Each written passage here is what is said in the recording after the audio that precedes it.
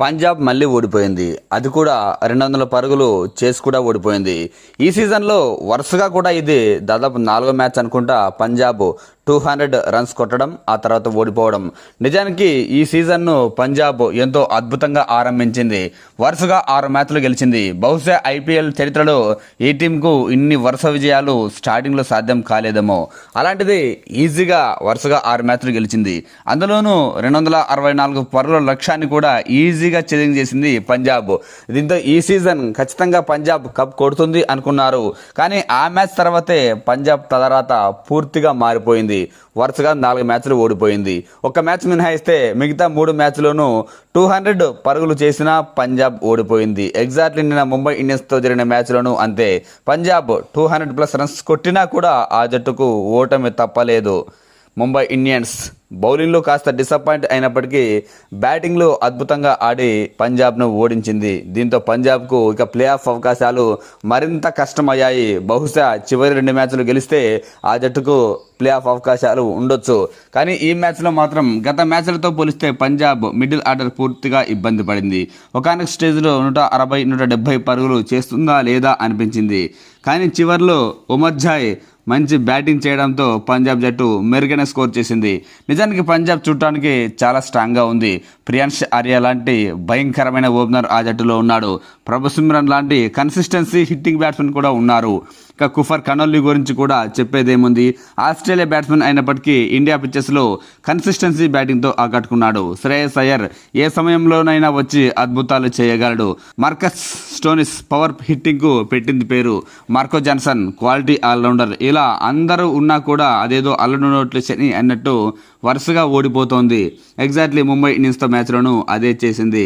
ఎలాగోలా కింద మీద పడి 200 రన్స్ కొట్టినప్పటికీ ఆ జట్టు బౌలింగ్లో మరోసారి ఫెయిల్ కావడంతో ఓడిపోయింది. పంజాబ్ బ్యాట్స్మెన్లు అయితే బాగా రాణించారు. ప్రభు సిమ్రన్ 57 పరుగులు చేస్తే చివర్లో అజ్మతుల్లా ఉమర్జాయ్ 17 బంతుల్లోనే 38 పరుగులు చేశాడు. 2 4లు 4 సిక్సర్లతో. వీళ్ళని మినహాయిస్తే పంజాబ్ బ్యాట్స్మెన్లు ఎవరు పెద్దగా రాణించలేకపోయారు. కెప్టెన్ శ్రేయస్ అయ్యర్ ఫస్ట్ బంతికి 4 కొట్టినప్పటికీ సెకండ్ బంతికి అవుట్ అయ్యాడు. ముంబై ఇండియన్స్ బౌలింగ్ లో శార్దుల్ ఠాకూర్ 4 వికెట్లు తీస్తే దీపక్ చహర్ 2 వికెట్లతో రాణించాడు. ఆ తర్వాత 203 పరుగుల లక్ష్యంతో ముంబై ఇండియన్స్ కు కాస్త స్లోగా అయిన ఓపెనర్లు మంచి పార్ట్నర్షిప్ అందించారు. మరి ముఖ్యంగా ఈ మ్యాచ్ లో రోహిత్ శర్మ కాస్త బ్యాటింగ్ లో ఇబ్బంది పడ్డాడు. 2 సిక్సర్లు కొట్టినప్పటికీ 26 బంతుల్లోనే 25 పరుగులు మాత్రమే చేశాడు. కానీ ర్యాన్ రికిల్టన్ మాత్రం విజృంభించేశాడు. 23 బంతుల్లో 48 పరుగులు, 4 4లు 4 సిక్సర్లతో తన స్ట్రైక్ రేట్ కూడా ఆల్మోస్ట్ 200 దాటింది. నమందీర్ కాస్త డిసప్పాయింట్ చేశాడు ఈ మ్యాచ్లో. దీంతో ముంబై ఇండియన్స్ 10 ఓవర్ల లోపు 88 పరుగులకే 3 వికెట్లు కోల్పోయింది.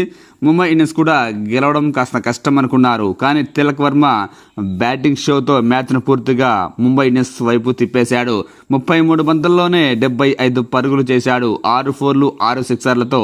అలాగే రుతర్ఫోర్డ్ కాస్త స్లోగా ఆడినప్పటికీ అతను అవుట్ అయ్యాక విల్ జాక్స్ 10 బంతుల్లో 25 పరుగులు చేసి మ్యాచ్ను గెలిపించాడు. 2 4లు 2 సిక్సర్లతో.